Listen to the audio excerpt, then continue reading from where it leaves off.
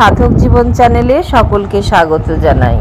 গোপালের মা অঘোরমণি দেবী এবং ঠাকুর রামকৃষ্ণ। ব্রাহ্মণীর ঝঞ্ঝাট পছন্দ হতো না, কাজেই প্রথম দর্শনের অল্পদিন পরেই জপ করতে করতে ঠাকুরের নিকট আসবার ইচ্ছা হবা মাত্র 2-3 পয়সার দেদো সন্দেশ কিনে দক্ষিণেশ্বরে এসে উপস্থিত হলেন ব্রাহ্মণী। ঠাকুর তাকে দেখবা মাত্র বলে উঠল, এসেছো? আমার জন্য কি এনেছো দাও। গোপালের মা বললেন, আমি তো একেবারে ভেবে অজ্ঞান, কেমন করে যে রঘু খারাপ সন্দেশ বার করি। একে কত লোক কত কি ভালো ভালো জিনিস এনে খাওয়াচ্ছে, আবার তাই চাই কি আমি আসবা মাত্র খেতে চাওয়া। আর ভয়ে লজ্জায় কিছু না বলতে পেরে সেই সন্দেশগুলি বাহির করে দিলেন। ঠাকুরও উহা মহা আনন্দে খেতে খেতে বললেন, তুমি পয়সা খরচা করে সন্দেশ আনো কেন? নারকেল নাড়ু করে রাখবে বাড়িতে, দুধ হয়, যা তুমি নিজে হাতে রাঁধবে। লাউ শাক চচ্চড়ি, আলু বেগুন বড়ি দিয়ে সজনে খাড়ার তরকারি, ঠাকুর এগুলি খেতে ভালোবাসতেন, তাই নিয়ে আসবে। তোমার হাতের রান্না খেতে আমার বড় স্বাদ হয়। গোপালের মা বলেন, ধর্মকর্মের কথা দূর গেল, এইরূপ কেবল খাবার কথাই হতে লাগলো। আমি ভাবতে লাগলুম, ভালো সাধু দেখতে এসছি, কেবল খাই খাই, কেবল খাই খাই। আমি গরিব কাঙ্গাল লোক, কোথায় এত খাওয়াতে পারবো? দূর হোক, আর আসবো না। কিন্তু যাবার সময় দক্ষিণেশ্বরের বাগানের চৌঘাট যেমন পেরিয়েছেন, অমনি যেন পেছন থেকে তিনি টানতে লাগলেন। কোনো মতে এগুতে আর পারি না। কত করে মনকে বুঝিয়ে টেনে হিঁচড়ে তবে কামারহাটি ফিরি। ইহার কয়েকদিন পরেই আবার কামারহাটির ব্রাহ্মণী চচ্চড়ি হাতে করে 3 মাইল হেঁটে পরমহংসদেবের দর্শনে উপস্থিত। ঠাকুরও পূর্বের ন্যায় আসবা মাত্রই চেয়ে বললেন, আহা কি রান্না, যেন সুধা সুধা বলে আনন্দ করতে লাগলেন। গোপালের মা সেই আনন্দ দেখে চোখে জল এসে গেল। ভাবলেন, তিনি গরিব কাঙ্গাল বলে তার এই সামান্য জিনিস ঠাকুর এত বড়াই করছেন। এইরূপ 2-4 মাস ঘন ঘন দক্ষিণেশ্বরে যাতায়াত হতে লাগলো। যেদিন যা রাঁধেন ভালো লাগলেই তা পরের বারে ঠাকুরকে দেখতে আসার সময় ব্রাহ্মণী কামারহাটি হতে নিয়ে আসেন। ঠাকুরও তা আনন্দ করে খান। আবার কখনো বা কোনো সামান্য জিনিস যেমন শুশনি শাক চচ্চড়ি, কলমি শাক চচ্চড়ি ইত্যাদি আনবার জন্য অনুরোধ করেন। কেবল এটা আনো ওটা আনো আর খাই খাই। জ্বালায় বিরক্ত হয়ে গোপালের মা কখনো কখনো ভাবেন, গোপাল তোমাকে ডেকে এই হলো, এমন সাধুর কাছে নিয়ে এলে যে কেবল খেতে চায়, আর আসবো না। কিন্তু সে যে কি বিষম টান, দূরে গেলেই আবার কবে যাব, কতক্ষণে যাব এই মনে হতে লাগলো। ইতিমধ্যে শ্রী রামকৃষ্ণদেবও একবার কামারহাটিতে গোবিন্দবাবুর বাগানে গমন করেন এবং তথায় শ্রী বিগ্রহের সেবাদি দর্শন করে বিশেষ আনন্দ প্রকাশ করেন। তিনি সেখানে শ্রী বিগ্রহের সম্মুখে কীর্তনাদি করে প্রসাদ পাবার পর পুনরায় দক্ষিণেশ্বরে ফিরেছিলেন। কীর্তনের সময় তার অদ্ভুত ভাবাবেশ দেখে গিন্নি ও সকলে বিশেষ মুগ্ধ হয়েছিলেন। ব্রাহ্মণীর বহুকালের অভ্যাস রাত্রি 2টায় উঠিয়া পৌঁছাদি সারিয়া 3টার সময় হতে জপে বসা, তারপর বেলা 8টা-9টার সময় জপ সাঙ্গ করে উঠে স্নান ও শ্রী শ্রী রাধাকৃষ্ণজির দর্শন ও সেবা কার্যে যথাসাধ্য যোগদান করা। পরে শিব বিগ্রহের ভোগ রাগাদি হয়ে গেলে 2 প্রহরের সময় আপনার নিমিত্ত রন্ধনাদিতে ব্যাপৃত হওয়া। পরে আহারান্তে একটু বিশ্রাম করে পুনরায় জপে বসা ও সন্ধ্যায় আরতি দর্শন করবার পর পুনরায় অনেক রাত্রি পর্যন্ত জপে কাটানো। পরে একটু দুধ পান করে কয়েক ঘন্টা বিশ্রাম। স্বভাবতই তার বায়ুপ্রধান ধাত ছিল, নিদ্রা অতি অল্পই হতো।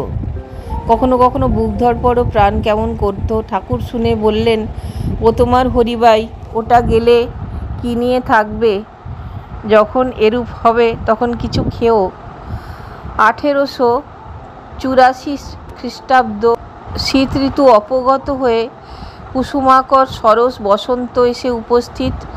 পত্র পুষ্প গীতিপূর্ণ বসুন্ধরা একেবারে অপূর্ব উন্মত্ততায় জাগরিতা। এই সময় কামারহাটির ব্রাহ্মণী একদিন রাত্রি 3টার সময় জপে বসেছেন। জপ সাঙ্গ হলে ইষ্টদেবতাকে জপ সমর্পণ করতে যাবেন, প্রাণায়াম করতে আরম্ভ করেছেন। এমন সময় দেখেন শ্রী শ্রী রামকৃষ্ণদেব তার নিকট বাম দিক থেকে বসে রয়েছেন এবং ঠাকুরের দক্ষিণ হস্তটি মুঠো করার মতো দেখা যাইতেছে। দক্ষিণেশ্বরে ঠাকুরকে যেমন দর্শন করেন এখনও ঠিক সেই রূপে স্পষ্ট জীবন্ত। ভাবলেন এ কী? এমন সময় ইনি কোথা থেকে কেমন করে এলেন? গোপালের মা বলেন, আমি অবাক হয়ে তাকে দেখছি আর এই কথা ভাবছি। এদিকে গোপাল, শ্রী শ্রী রামকৃষ্ণদেবকে তিনি গোপাল বলতেন, বসে মুচকি মুচকি হাসছে। তারপর সাহসে ভর করে মা হাত দিয়ে যেমন গোপালের মা হাতখানি ধরেছি অমনি সে মূর্তি কোথায় চলে গেল। আর তার ভেতর থেকে 10 মাসের সত্যকার গোপাল হাত দিয়ে দেখাইয়া, এত বড় ছেলে বেরিয়ে হামা দিয়ে এক হাত তুলে আমার মুখ পানে চেয়ে, সে কি রূপ, আর কি চাওনি? বললে, মা ননি দাও। আমি তো দেখে শুনে একেবারে অজ্ঞান। সে এক চমৎকার ঘটনা। চিৎকার করে কেঁদে উঠলুম। সে তো এমন চিৎকার নয়, বাড়িতে জনমানব নেই, তাই নইলে লোকে জড়ো হয়ে যেত। কেঁদে বললুম, বাবা আমি দুঃখিনী কাঙ্গালিনী, আমি তোমায় কি খাওয়াবো? ননি ক্ষীর কোথা পাবো বাবা? কিন্তু সে অদ্ভুত গোপাল কি তা শোনে? কেবল খেতে দাও বলে। কি করি? কাঁদতে কাঁদতে উঠে শিকে থেকে শুকনো নারকেল নাড়ু পেড়ে হাতে দিলুম ও বললুম, বাবা গোপাল, আমি তোমাকে এই কদর্য জিনিস খেতে দিলুম বলে আমাকে যেন ওইরূপ খেতে দিও না। তারপর জপ সেদিন আর কে করে? গোপাল এসে কোলে বসে, মালা কেড়ে নেয়, কাঁধে চড়ে, ঘরময় ঘুরে বেড়ায়। যেমন সকাল হলো অমনি পাগলিনীর মধ্যে দক্ষিণেশ্বরে গিয়ে পড়লুম। গোপালও কোলে উঠে চলল। কাঁধে মাথা রেখে ধরে সমস্ত পথ চললুম। স্পষ্ট দেখতে লাগলুম গোপালের লাল টুকটুককে পা দুখানি আমার বুকের উপর ঝুলছে। অঘোরমণি যেদিন এইরূপ সহসা নিজ উপাস্য দেবতার দর্শন লাভে ভাবে প্রেমে উন্মত্তা হইয়া কামারহাটির বাগান হইতে হাঁটিতে হাঁটিতে দক্ষিণেশ্বরে ঠাকুরের নিকট প্রত্যুষে আসিয়া উপস্থিত হন, সেদিন সেখানে আমাদের পরিচিতা অন্য একটি স্ত্রী ভক্তও উপস্থিত ছিলেন। তিনি বলেন, আমি যখন ঠাকুরের ঘরটি ঝাঁটপাট দিয়ে পরিষ্কার করছি, বেলা 7টা 7:30 হবে, এমন সময় শুনতে পেলুম বাহিরে কে গোপাল গোপাল বলে ডাকতে ডাকতে ঠাকুরের ঘরের দিকে আসছে। গলার আওয়াজটা পরিচিত ক্রমেই নিকট হয়ে লাগলো। চেয়ে দেখি গোপালের মা। এলোথেলো পাগলের মতো দুচক্ষু যেন কপালে উঠেছে, আঁচলটা ভুঁয়ে লুটোচ্ছে, কিছুতেই যেন ভ্রুক্ষেপ নেই। এমনি ভাব ঠাকুরের ঘরে পূব দিককার দরজাটা দিয়ে ঢুকেছে। ঠাকুর তখন ঘরের ভেতরে ছোট্ট তক্তপোষখানির ওপর বসেছিলেন। গোপালের মার 2 চোখে তখন দরদর করে জল পড়ছে, আর সে ক্ষীর সর ননি এনেছিল তাই ঠাকুরের মুখে তুলে খাইয়ে দিচ্ছে। আনন্দে আটখানা হয়ে দাঁড়িয়ে ব্রহ্মা নাচে, বিষ্ণু নাচে ইত্যাদি পাগলের মতো বলে বলে বলে ঘরময় নেচে বেড়ায়। ঠাকুর তাই দেখে হেসে আমাকে বলল, দেখো দেখো, আনন্দে ভরে গেছে, মনটা এখন গোপাল লোকে চলে গেছে। বাস্তবিকই ভাবে গোপালের মার ওইরূপ দর্শন হতো। অঘোরমণি ওইরূপভাবে দক্ষিণেশ্বরে উপস্থিত হয়ে ভাবের আধিক্যে অশ্রুজল ফেলতে ফেলতে শ্রীরামকৃষ্ণদেবকে সেদিন কত কি কথাই না বললেন। ওই যে গোপাল আমার কোলে, ওই তোমার শ্রী শ্রীরামকৃষ্ণদেবের ভেতর ঢুকে গেল, ওই আবার বেরিয়ে এলো, আয় বাবা দুঃখিনী মার কাছে আয় ইত্যাদি বলতে বলতে দেখলেন চপল গোপাল কখনো বা ঠাকুরের কাছে মিশে গেল, আবার কখনো বা উজ্জ্বল বালক মূর্তিতে তার নিকট এসে অদৃষ্টপূর্ব বাল্যলীলা তরঙ্গ তুফান তুলে তাকে বাহ্য জগতের কঠোর শাসন নিয়ম প্রভৃতি সমস্ত ভুলিয়ে দিয়ে একেবারে আত্মহারা করে ফেলল। সে ভাব তরঙ্গে পড়িয়া আপনাকে সামলাইতে পারে। অদ্য হতে অঘোরমণি বাস্তবিকই গোপালের মা হলেন এবং ঠাকুরও তাকে ওই নামে ডাকতে থাকলেন। শ্রী রামকৃষ্ণদেব মার ওইরূপ অপরূপ অবস্থা দেখে কত আনন্দ প্রকাশ করলেন। ভালো ছিল সেসব এনে তাকে খাওয়ালেন। খেতে খেতে ভাবের ঘোরে ব্রাহ্মণী বলতে লাগলেন, বাবা গোপাল, তোমার দুঃখিনী মা এই জন্মে বড় কষ্টে কাল কাটিয়েছে। টেকো ঘুরিয়ে সুতো কেটে পইতে করে বেচে দিন কাটিয়েছে, তাই বুঝি এত যত্ন করছো? সমস্ত দিন কাছে রেখে স্নানাহার করিয়ে কতঞ্চিৎ শান্ত করিয়া সন্ধ্যায় কিছু পূর্বে শ্রী রামকৃষ্ণদেব গোপালের মাকে কামারহাটি পাঠিয়ে দিলেন। ফিরবার সময় ভাবাবিষ্ট বালক গোপালও পূর্বের ন্যায় ব্রাহ্মণীর কোলে চেপে ঘরে ফিরে গোপালের মা পূর্বাভ্যাসে জপ করতে বসলেন।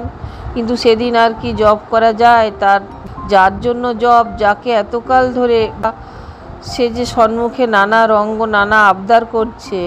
ব্রাহ্মণী শেষে উঠে গোপালকে কাছে নিয়ে তক্তপোষের ওপর বিছানায় শয়ন করলেন। ব্রাহ্মণী যাতে তাতে শয়ন, মাথায় দিবার একটা বালিশও ছিল না। এখন শয়ন করে নিষ্কৃতি নাই। গোপাল শুধু মাথায় শুইয়া খুঁতখুত করে। অগত্যা ব্রাহ্মণী আপনার বাম বাহুপরি গোপালের মাথা রেখে তাকে কোলের গোড়ায় শুয়াইয়া কত কি বলে ভুলাইতে লাগিল। ভাবেই বলেছি, গোপালের মা নিজ হস্তে রন্ধন করে গোপালকে উদ্দেশ্য করে পরে নিজে খেতেন। পূর্বোক্ত ঘটনার পরদিন সকাল সকাল রন্ধন করতে বসেছেন। সাক্ষাৎ গোপালকে খাওয়াবার জন্য বাগান হতে শুষ্ক কাষ্ঠ কুড়াতে গেলেন। দেখলেন ভাবচক্ষে গোপালও সঙ্গে সঙ্গে এসে কাঠ কুড়াইতেছে ও রান্নাঘরে এনে জমা করতেছে। এইরূপ মায়ে পয়ে কাঠ কুড়ানো হলে পর রান্নার সময় দুরন্ত গোপাল কখনো কাছে বসে কখনো পিঠের ওপর পড়ে সব দেখতে লাগলো, কত কি বলতে লাগলো, কত কি আবদার করতে লাগলো। ব্রাহ্মণীর কখনো কথায় তাকে ঠান্ডা করতে লাগলেন, আবার কখনো বকতে লাগলেন। পূর্বোক্ত ঘটনার কিছুদিন পর গোপালের মা একদিন দক্ষিণেশ্বরে আসলেন ঠাকুরের সহিত সাক্ষাৎ করতে নবতে। সেখানে শ্রী মাতা ঠাকুরানী থাকতেন। যাইয়া জপ করিতে বসিলেন। নিয়মিত জপ সাঙ্গ করে প্রণাম করতে উঠেছেন। এমন সময় দেখলেন ঠাকুর পঞ্চবটী হতে ওই স্থানে এসে উপস্থিত হলেন। ঠাকুর গোপালের মাকে দেখে বললেন, তুমি এখনো অত জপ করো কেন? তোমার তো খুব হয়েছে দর্শনাদি। গোপালের মা, জপ করব না? আমার কি সব হয়েছে? ঠাকুর, সব হয়েছে। গোপালের মা, সব হয়েছে? ঠাকুর, হ্যাঁ সব হয়েছে।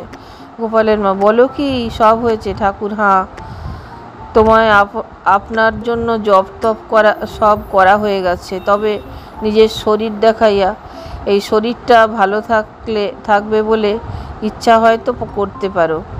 গোপালের মা, তবে এখন থেকে যা কিছু করব সব তোমার তোমার তোমার।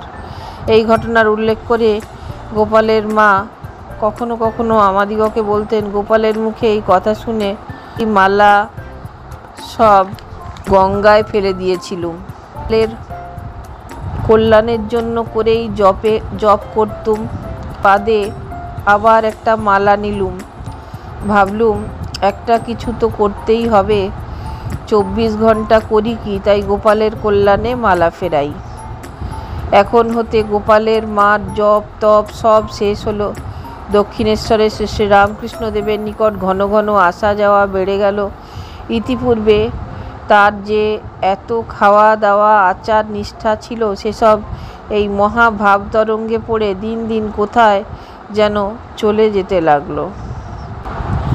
ব্রাহ্মণী এই অপূর্ব ভাবতরঙ্গে পড়ে বুঝেছিলেন যে শ্রী রামকৃষ্ণদেবেরই খেলা এবং শ্রী রামকৃষ্ণদেবী তার গোপাল রূপী শ্রীকৃষ্ণ। কাজেই তাকে রেঁধে খাওয়ানো, তার প্রসাদ খাওয়া ইত্যাদিতে আর দ্বিধা রইল না। দর্শক বন্ধুগণ, যদি ভালো লাগে তাহলে অবশ্যই চ্যানেলটা একটা লাইক শেয়ার সাবস্ক্রাইব করে আমার চলার পথে সঙ্গী হবেন। সকলকে অনেক ধন্যবাদ। নমস্কার।